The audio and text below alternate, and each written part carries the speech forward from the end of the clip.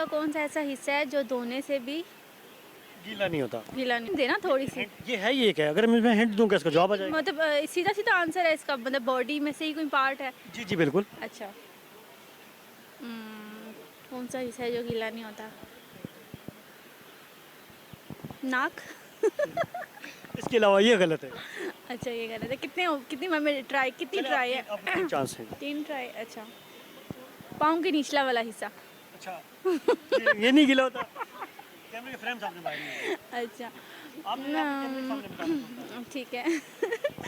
आप ये कोई हिंट ही दे दो। अच्छा। पाँव के आँख। कैसे? अब कैसे, तो ये तो नहीं कहा था आपने। आपने आपने- कहा था 3 आंसर देना। आंसर देना लगना आपने एक्सप्लेन भी तो करना है ना, लेकिन ये गलत है आपका जवाब। आई थिंक एक आँख ये वाली साइड, जो ये वाला पार्ट होता है ये ऊपर होता है, तो इस तक पानी नहीं पहुंचता इसलिए। आप मुंह धोते हुए आंख वैसे बंद नहीं होती, वैसे पानी नहीं आप